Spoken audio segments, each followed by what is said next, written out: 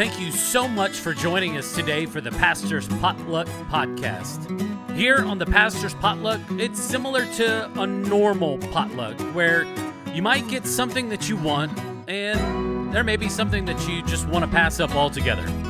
And that's okay. There's something here for everybody. Our goal here is to encourage you and maybe in the process entertain you. If you're ready, let's dig in.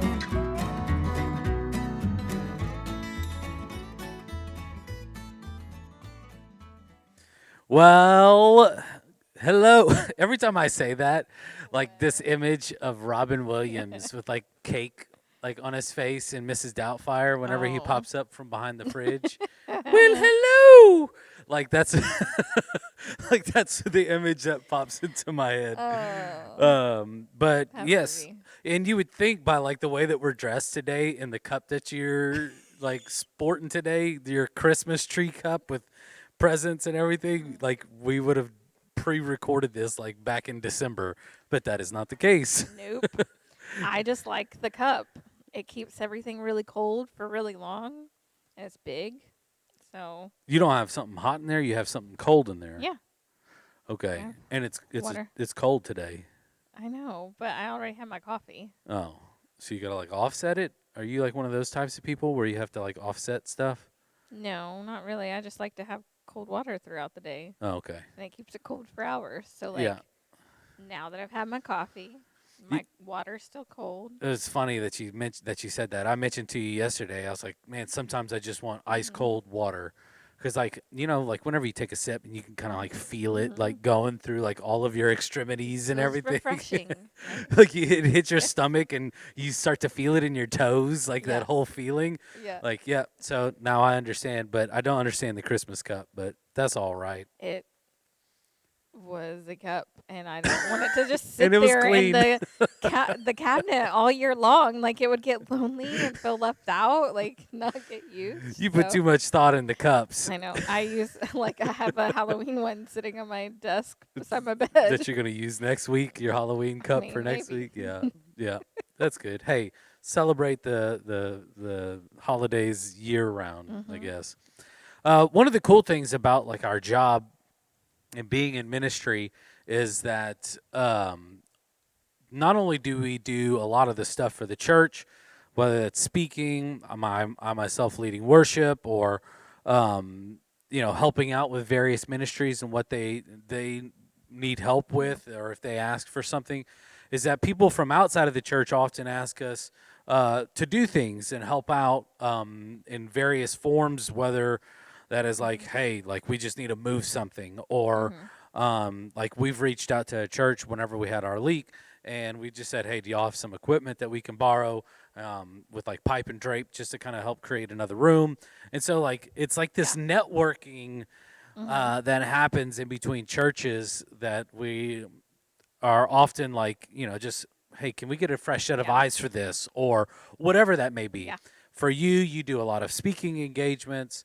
I've gone and helped out with other churches, maybe help start a worship team, or how to get to that next level as well, which is super fun and super cool that people trust us enough, or they think highly enough of us to do those things. But someone has reached out to you, and you've got this this pretty cool speaking engagement coming up for an event called Beauty for Ashes. And I want to just for a little, like, give us a overview or a rundown of what Beauty for Ashes is. Yeah. So Beauty for Ashes is a concept that if you've been in church at all, you might have heard this phrase. Like it's in a couple popular songs, but it comes from Isaiah 61, and it's a message for the oppressed, like of good news for the oppressed. And it's talking about how the Lord has anointed him to bring the good news, right? To comfort the brokenhearted, and to set captives and prisoners free, to tell those who mourn that the Lord's favor has come, and that God is with them, and that it says that he will give a crown of beauty for their ashes, joyous blessing instead of mourning, festive praise instead of despair. and that he will set them up to be like great oaks that the Lord has planted Yeah. for his own glory.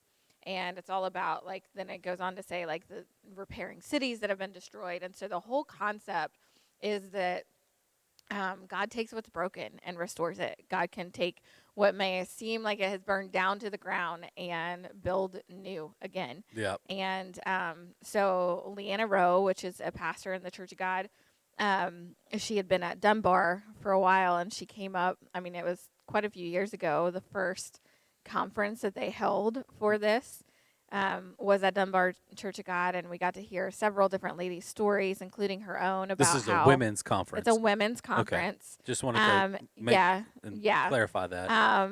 We gear it towards women just to help to give them hope in those times. But Mm-hmm. so we heard from these three different ladies these amazing stories of how God had taken something that just seemed awful and broken or hard or whatever, and just given them hope and restored them from that and healed them from that. Yeah. And so this is the, let's see, I'm trying to think of how many we have done.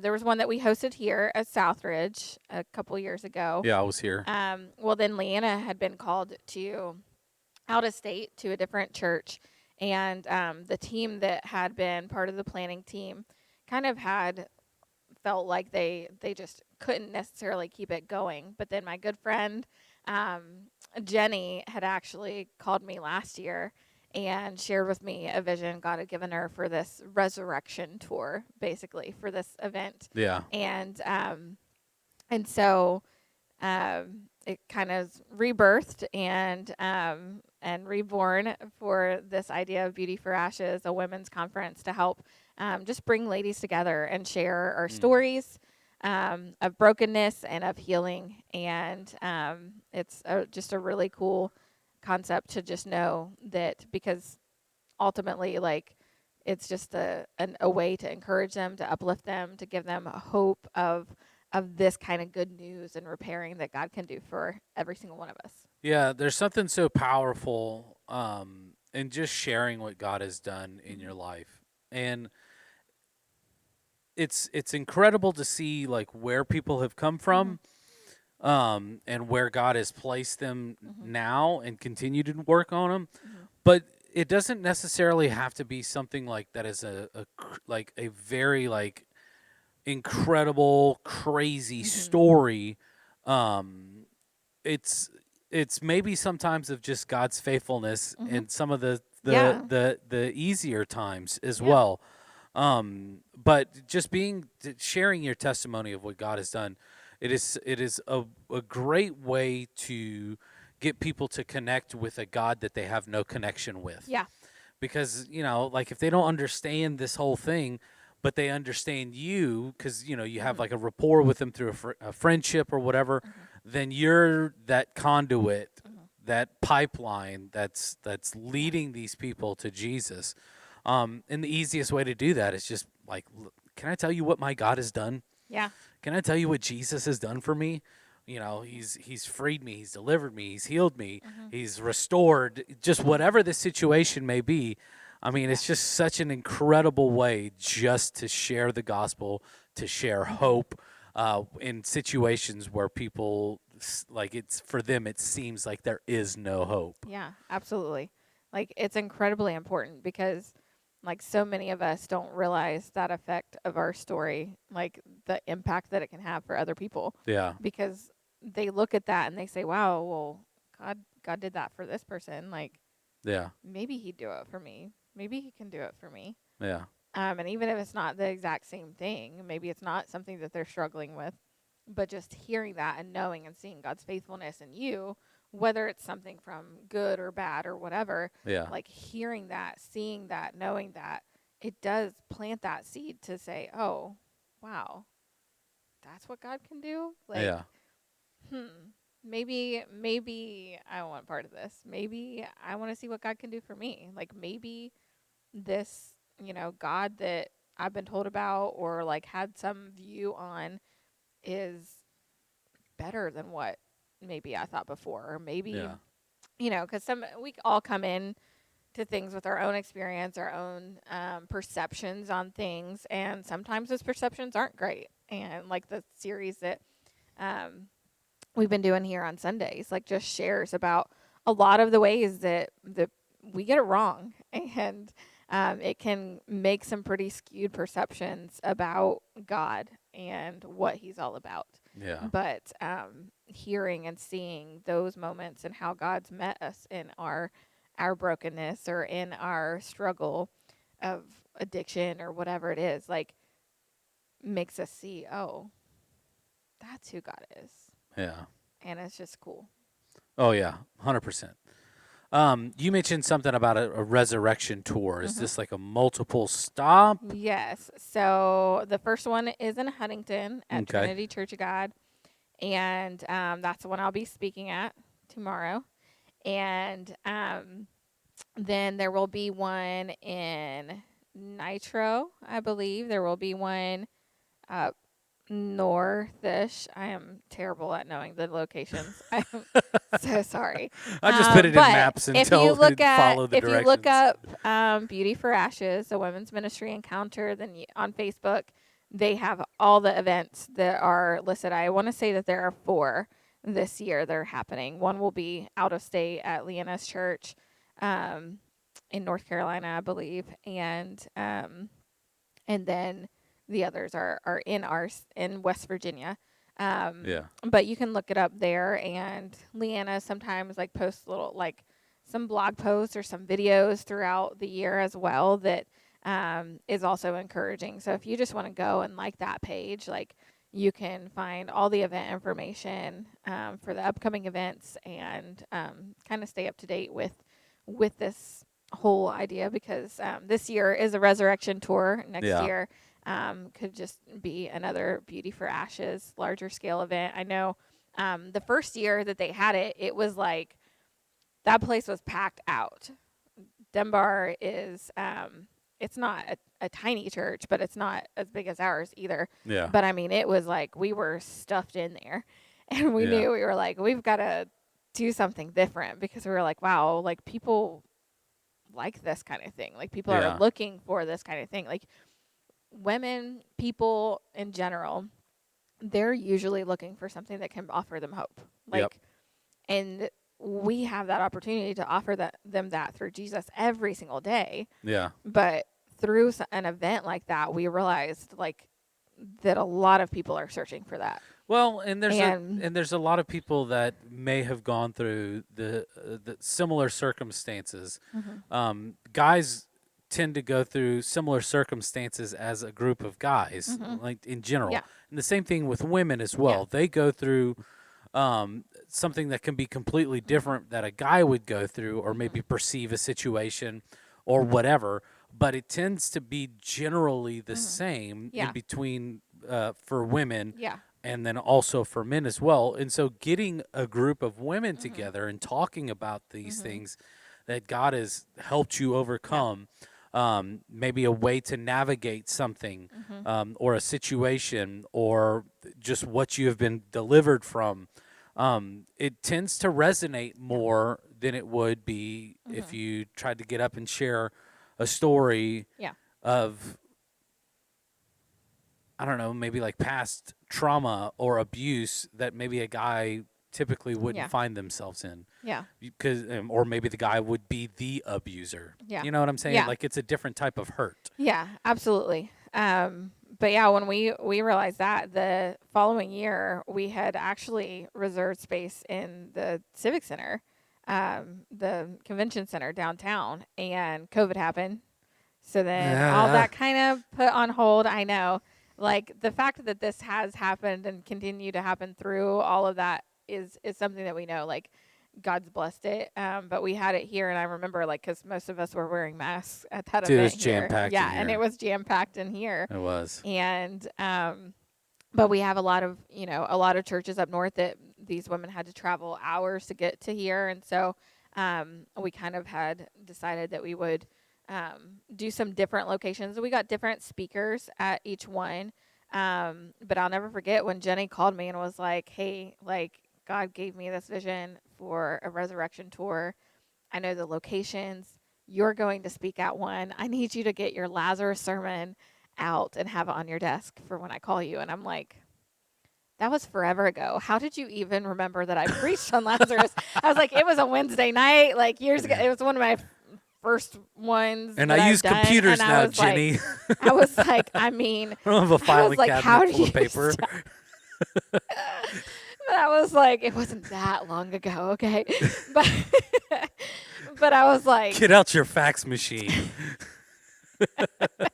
You have your pager ready in your fanny oh pack man. But yeah, it was so and funny. your And I was Velcro just shoes. like, how did you know? And she's like, I didn't know. I didn't remember. God just told me. And I was like, okay, well, how am I supposed to argue with that? Yeah.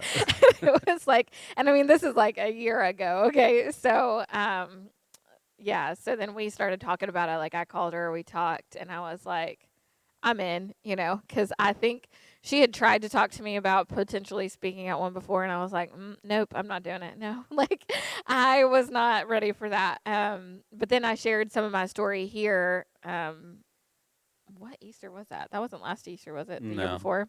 2 Easters ago, maybe? I don't I don't remember. remember either. I'm Anyway, tired. I think it was 2 years ago. It was 2 years ago, and because I've shared my story with a lot of people, individuals.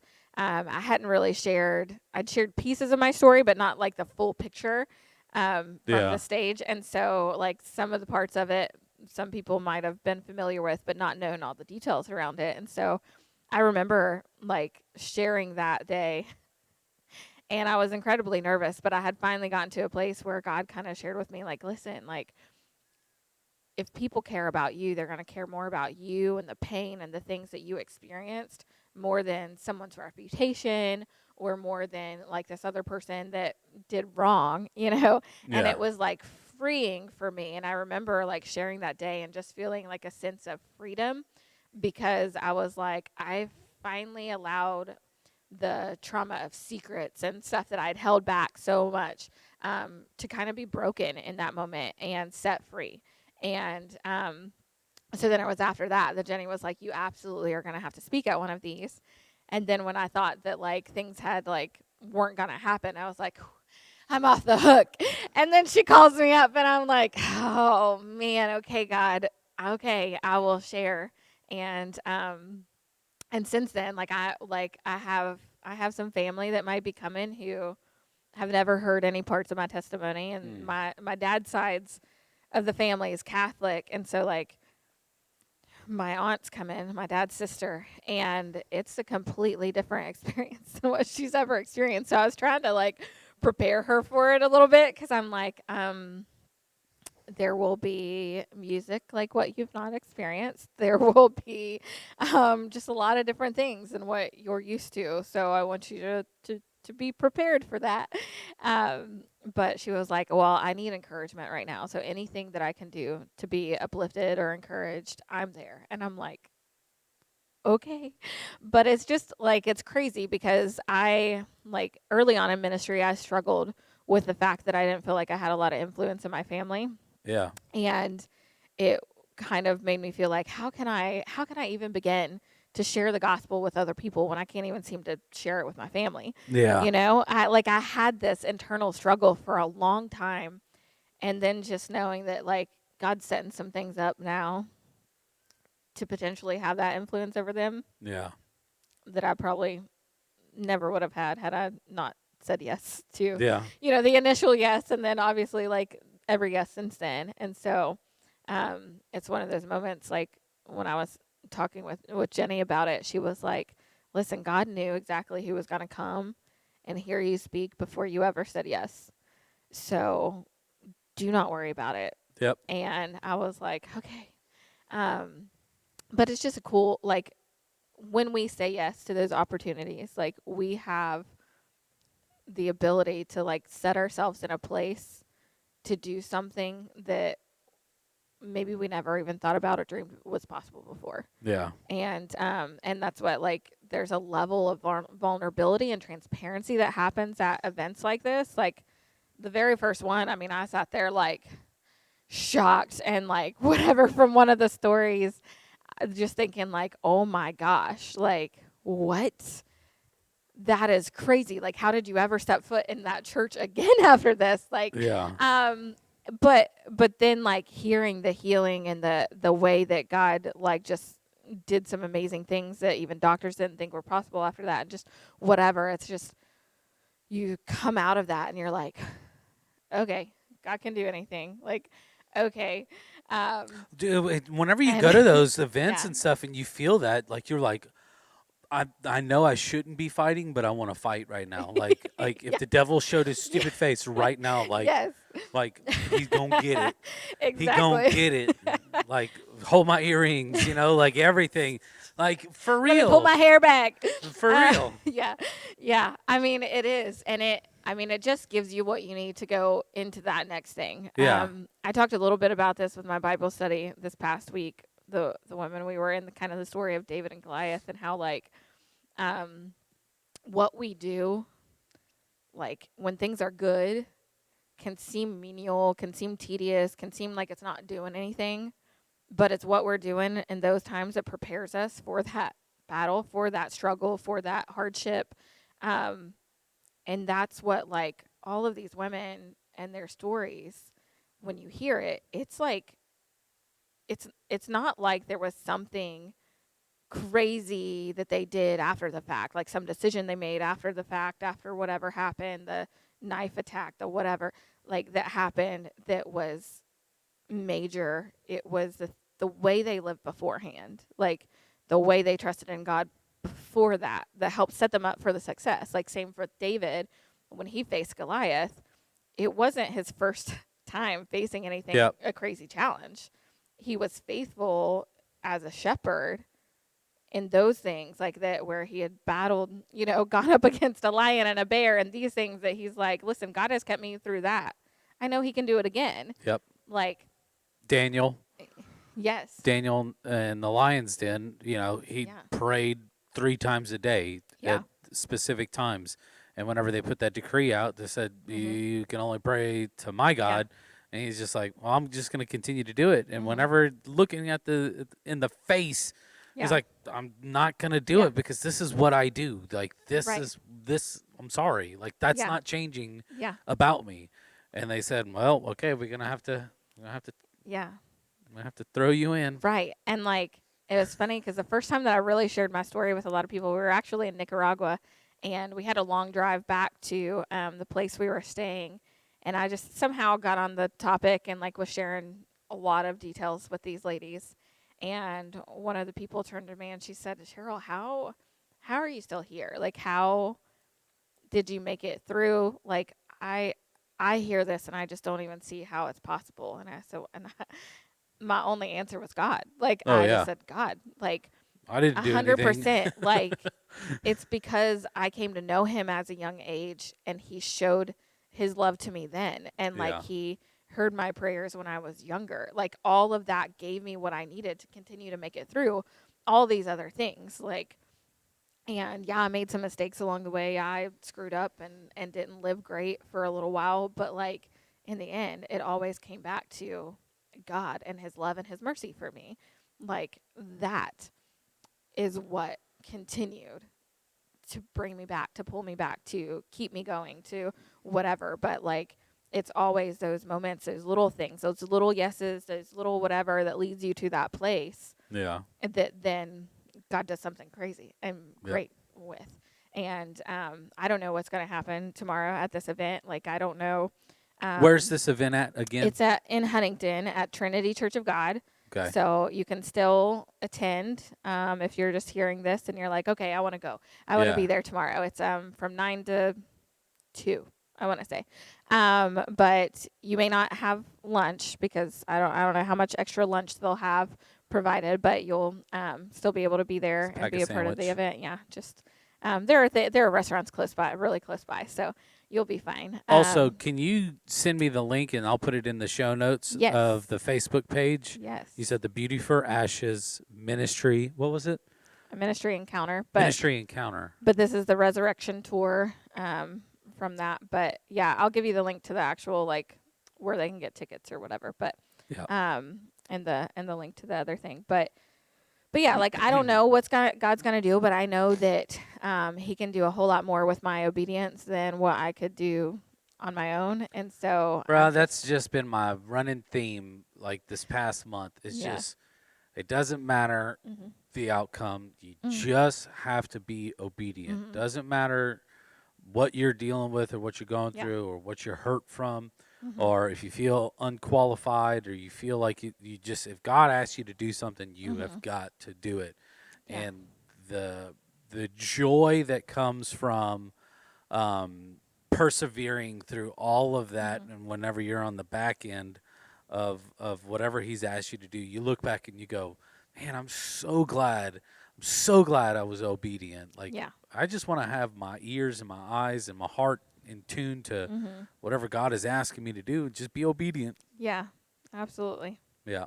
That's That's God. good. Well, we are definitely going to be praying for you and praying for that event, and for all the future events, and that God just continues to move through this organization, through these events that are happening, and just kind of embolden and equip women for these new seasons and these Mhm. new areas of their life that they're going to be maybe new seasons of ministry. Who Mhm. knows? Yeah. It would be awesome. Yeah. It would be amazing to see.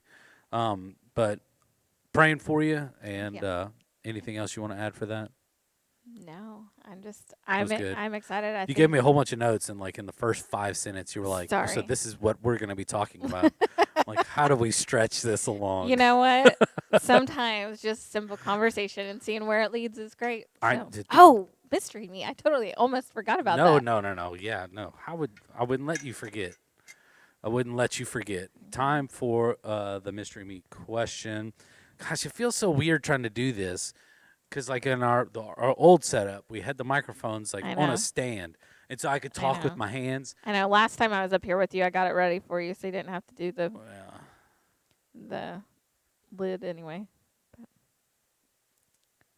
I feel I feel like this is just a question probably better suited for Scott, but um, Somebody might have put it in there trying to hope it no, it's would have. me. Oh, okay.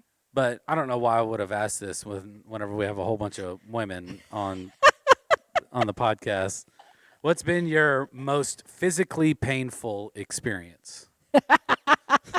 Now you understand like the look on my face. Well, it's okay. I mean, um, oddly enough, I would not say childbirth because I had all C sections. Yeah. So, let's see. Most physically painful experience. You go first. Let me think. The absolute worst pain that I've ever been in is whenever my appendix was about to rupture. Yeah, that's bad. Like, because I walk, okay, let me paint you a picture, okay? So, obviously, you know this about me, and I think everybody listening knows this about me as well.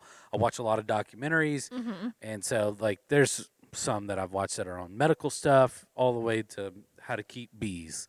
Mhm. Like, if it's, I'm a sucker for them. Mhm. But, anyways, so I wake up one morning, I'm about to go to college, and I'm like, dude, my side is killing me. And this was back whenever, I don't know if you know this, but I don't even know if they still do this, but Wendy's used to Mhm. sell baked potatoes. Do they still sell baked Mhm. potatoes? They do? I think so. I don't know. It's been a long time, but I feel like I got one that from there within the past year. For Maybe. some reason, the Wendy's was open up. They were there for breakfast, but they were like, we have a special for baked potatoes for breakfast. I was like, I've never had a baked potato for breakfast. So I was like, all right, went and got a baked potato. So I was eating it, and by the time I got out to the parking lot, like the pain in my side was like 10 times worse. Mhm. And so I threw up in the parking lot. Mhm. And so I called my mom, and my whole family's in California for something.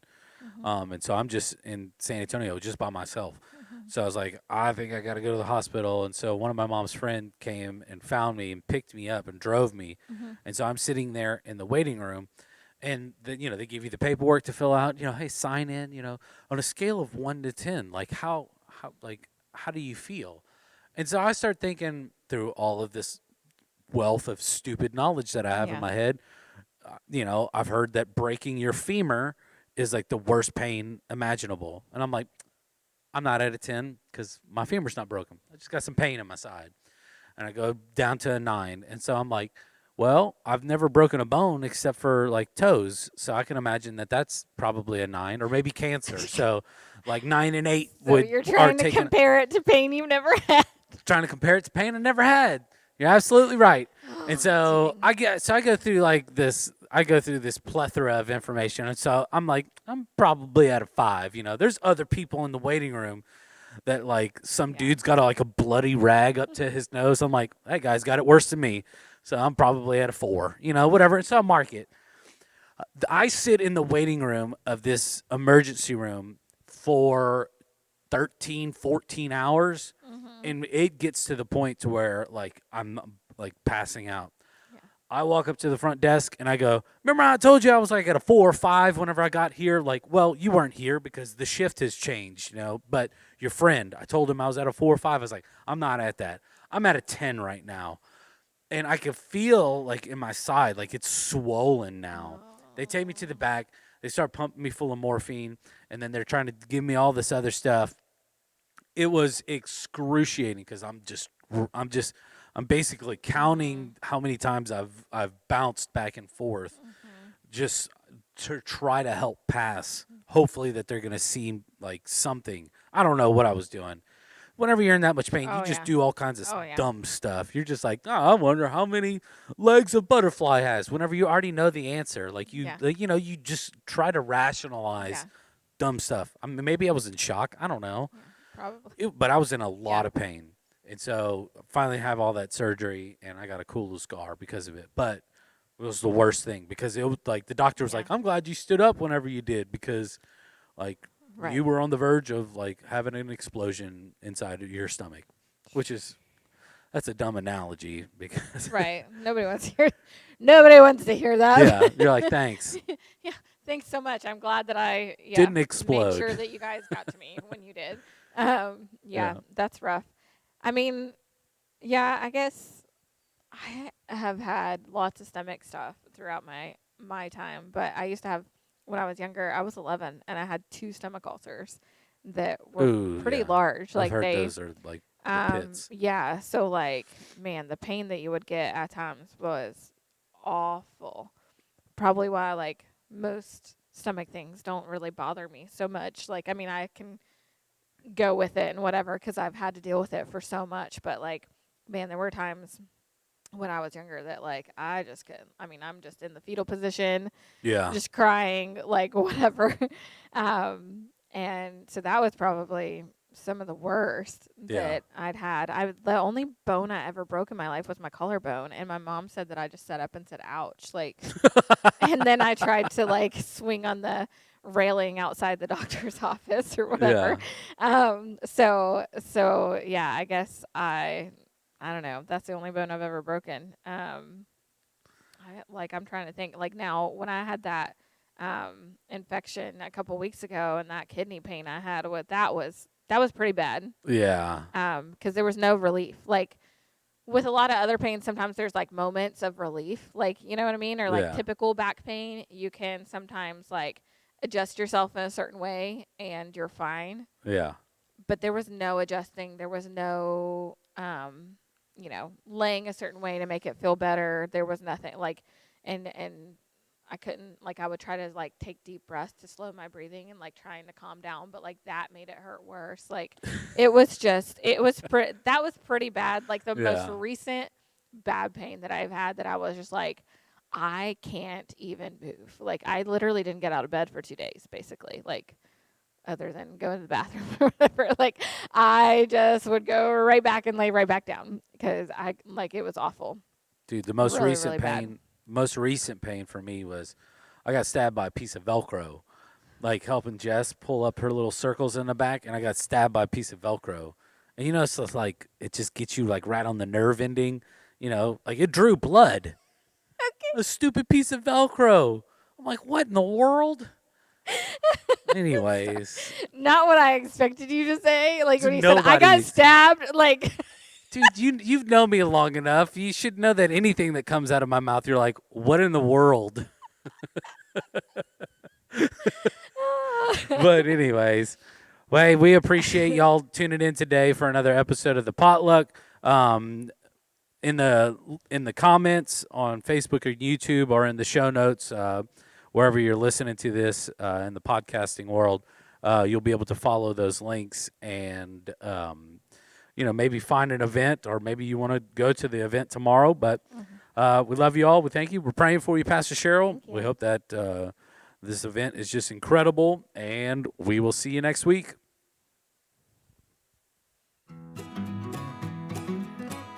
Thank you so much for listening in with us today.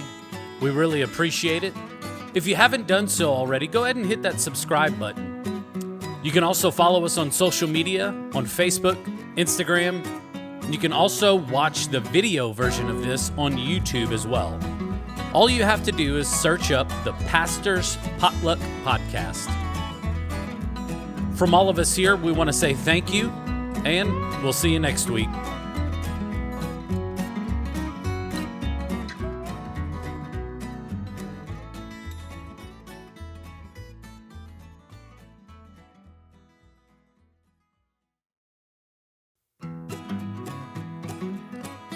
Thank you.